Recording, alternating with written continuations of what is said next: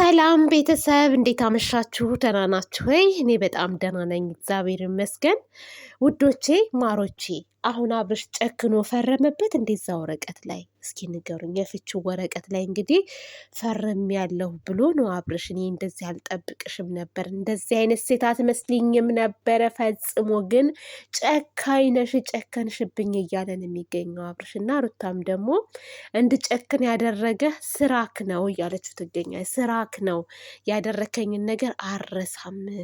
ስለዚህ እኔ የቀረብኩ አሁንም ቢሆን አንተን ፈልጌ አይደለም፣ ፈልጌ ሳይሆን የምፈልገውን ነገር ለማድረግ ነው።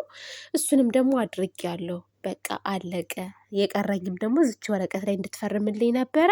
ፈርመህልኛል፣ አመሰግናለሁ አለችው። እና እኔ ግን ብናስታርቃቸው መልካም ነው ብዬ ነው የማስበው። ምክንያቱም ይሄ ትዳር ብዙ መስዋዕት የተከፈለበት ትዳር ነው። ባይዘወይ በጣም ብዙ መስዋዕት ከፍለሽበታል ሩታዬም፣ ብዙ ነገር ተብለሻል።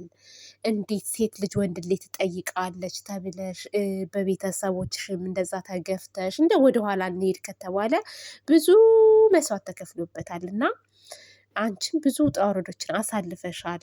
እሱን ብለሽ አብርሽን ብለሽ ማለት ነው። እንደውም ከአብርሽ ይልቅ ሩታ ብዙ ስቃይ አይታለች በዚህ ትዳር ማለት ነው። በዚህ ትዳር ብረት ናት ልጅቷ፣ ብረት ናት በነገራችን ላይ። እና ግን ይህ በማይረባ ነገር እንደው ቁጥቁጥ ባለ ነገር ትዳራችሁ ሲበተን እኔ ቁጭ ብዬ ሳስበው የሆነ ውስጤን እንትን አለኝ። እውነት እኔ ተመችቶኝ አይደለም አሁን ቪዲዮ የምሰራው፣ ቁም ነገር ማለት ነው። እኔ በጣም ቢዚ ነኝ ዛሬ እና አልተመቸኝም።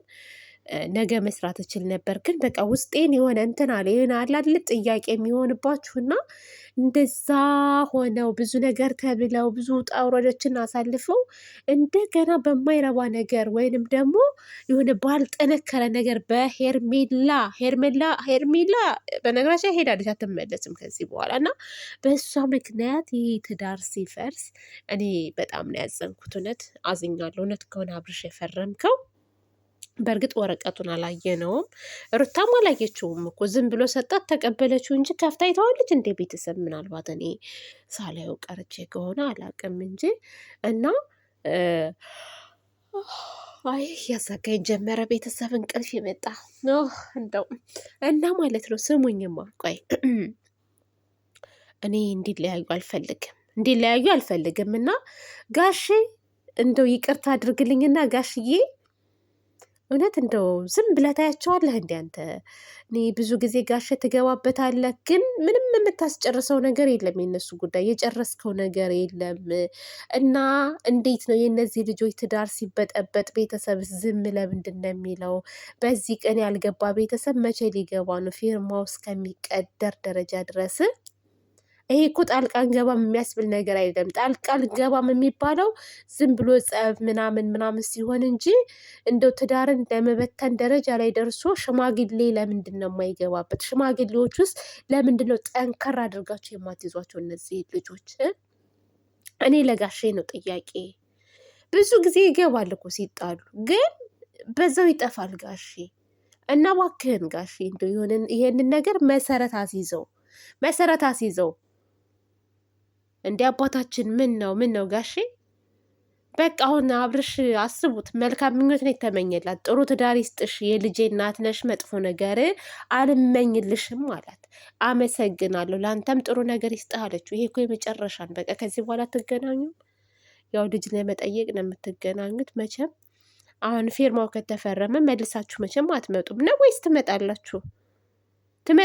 እንደ ቪዲዮ ላይ ተመልሳችሁ ልጁን ለማየት ከሆነም ያው በስንት ቀን አንድ ቀን ነው የሚያየው ልጁን።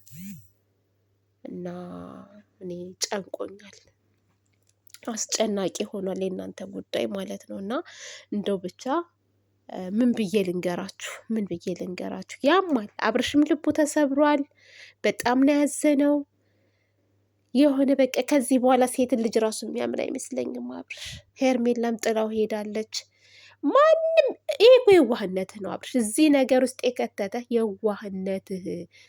በቃ አንተ ሰው ማመንክ ነው። በዛ ሰዓት እነዛ ጓደኞችህን ባታምን፣ ይችን ልጅ ባትቀበል እንደዚህ ባልሆንክ ነበረ። አሁን ሁሉም ጥሎ ይሄዳል። በቃ አለቀ። በተደሰትክ ጊዜ ባብሮ ሲደሰቱ ነበር፣ ሲያጨበጭቡ ነበረ። አሁን በከፋ ሰዓት እስኪ ይምጡና አይዞህ ወንድማችን አለንልህ ይበሉ እስኪ። ማንም የለም። እሷም ጥላ ሄደች እኮ ጥላ ሄደች። ደስተኛ በሆንክበት ሰዓት ነበር ባብራ የነበረችው። ያሳዝናል።